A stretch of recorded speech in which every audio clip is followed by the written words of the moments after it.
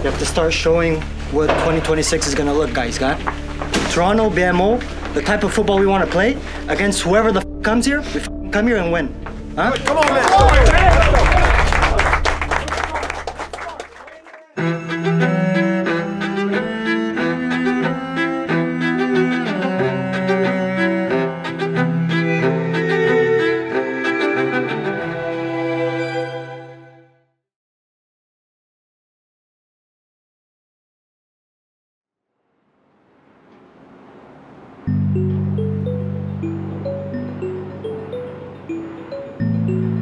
In the shadows of the Port of Montreal, the Canadian team is back together.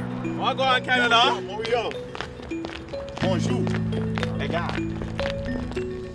On home soil for the first time this year, and back in Quebec for the first time since 2017.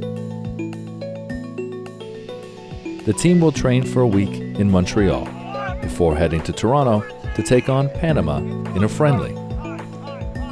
For the team's growing contingent of Quebecois players, this is, for many, their first time wearing the maple leaf in their home province. For young center-back Moise Bombito, the trip back home is a welcome break amidst a whirlwind year on the global stage.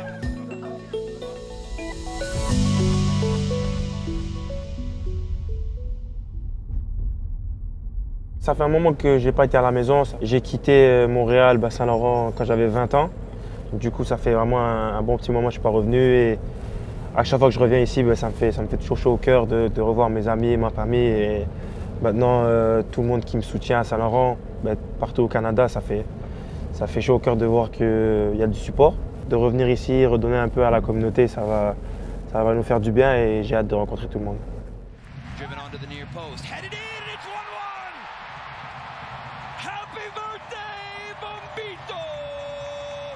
After impressing in Major League Soccer, Bombito announced himself at the international level with a number of standout performances during Canada's run at Copa America.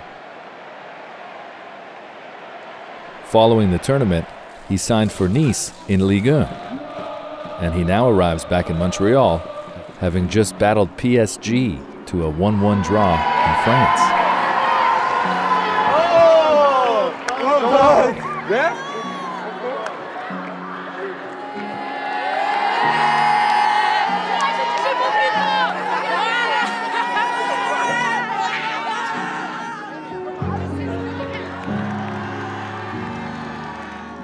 Quand j'ai appris que ça allait se faire, j'étais encore au Colorado et je venais de sortir de la Copa América et je parlais beaucoup avec mon agent à moi pour savoir ça allait être quoi les démarches.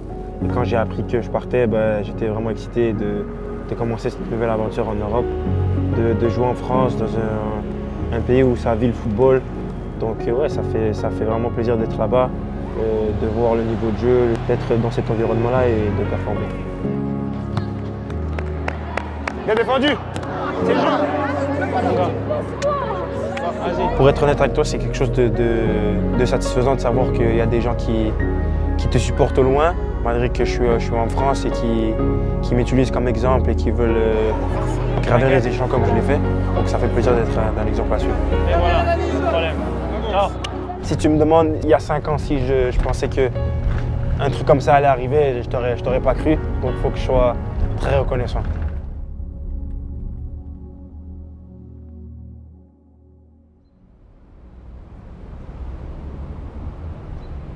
For the entire Canadian team, 2024 has been a season spent on the road. But now, for the first time since Copa America, the team has a chance to connect in person with Canadian fans.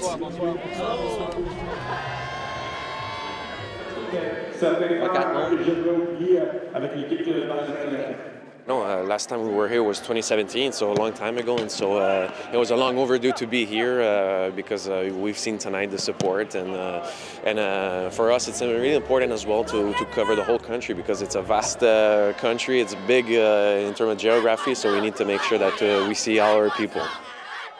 D'être ici présent ce soir, ça fait du bien d'être retour chez soi, dans la maison, et de pouvoir prendre surtout c'est une température qui est Deep down, you know, that's why we're playing for. It's to change that culture of our country and to change the narrative, you know, over the years of what the Canada soccer is. And so that's why we're doing it. It's for it's for the future.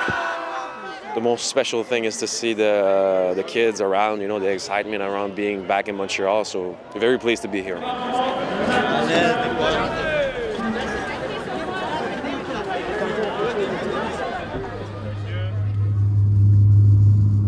As the team relocates from Montreal to Toronto, the mood in camp intensifies.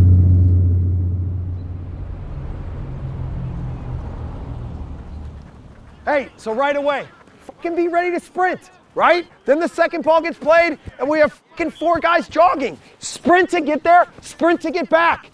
This is a fucking sprinting exercise, not jogging. Wait, go. Sprint, it's out, Kyle. Play. Nope. Good, wait. Derek, be careful, do not leave the fucking pole. Come on. So I told the players it was going to take some time for them to get to know me. And I described it as there's fun dad and there's psycho dad. Well done, Liam! Sprint! Johnny. Yes, Kyle! Unlucky play. Run. Yes, he's on!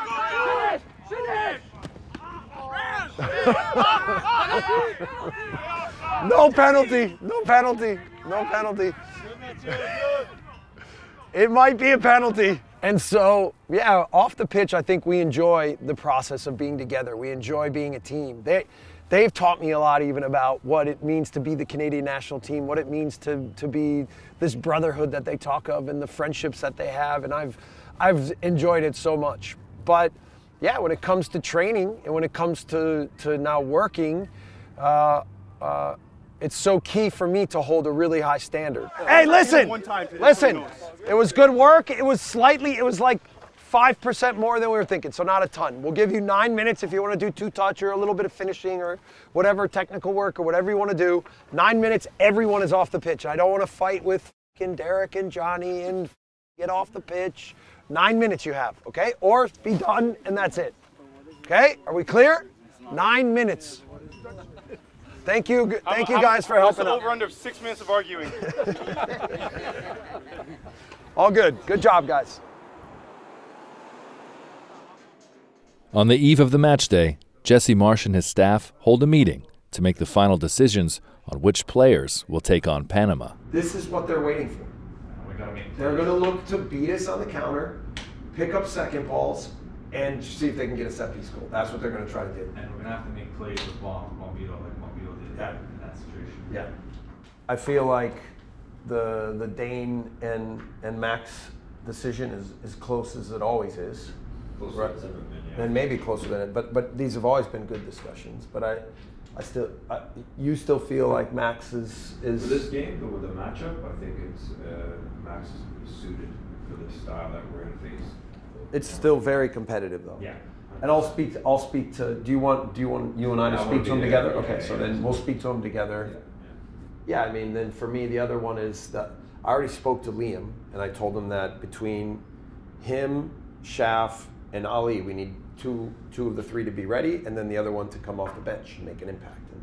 And so I always feel like when Ali's carrying a little bit of a quad, and I think he'll be fine, but it's better to start a guy like that than bring him off the bench. Better, especially with the weather and the wind and getting ready to come in. And Ali says he feels fine. And I think that eight winger role, I think, is good for Ali, right? And then Liam can come in either on the right or the left. And then Shaf, obviously being on the last line, I think is important. With the final preparations now made, game day awaits. Yeah. Okay. Mine also went in. They were trying to gang up on me, that's why.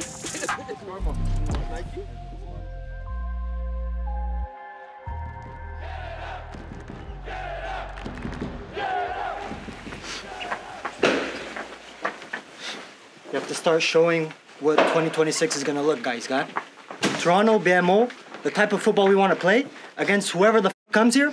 We come here and win. Huh? Come on, man.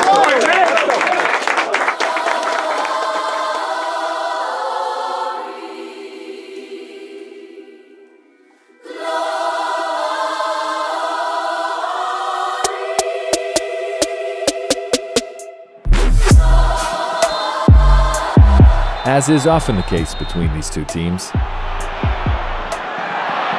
the match kicks off with a physical edge.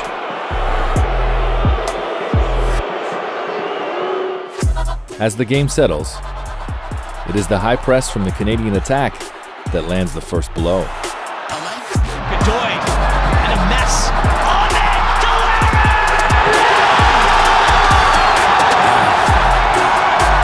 Come on! Giveaway punished.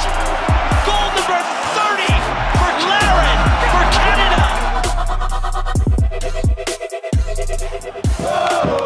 As the match enters the second half, Canada seem comfortably on top and heading towards a win in front of their home fans. But the stadium soon falls silent. Martinez, good turns. Slides past Osorio, ball played in behind the back line. Look out, Crepeau in trouble. Crepeau burns, and Panama equalize. As Martinez plays creator, the substitute, magnificent run in the middle of the park. And Fajardo plays it over the top of Crepeau, and will level at one apiece. As the clock ticks towards 90 minutes, Canada mount a series of attacks, looking to retake the lead. But with less than 5 minutes to play, the match seems destined for a draw. Until Liam Miller and Jonathan David create one last chance. To Liam Miller, he's got David!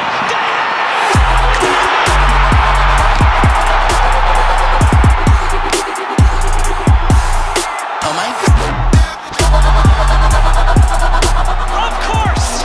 Ice cold! His name is Jonathan David!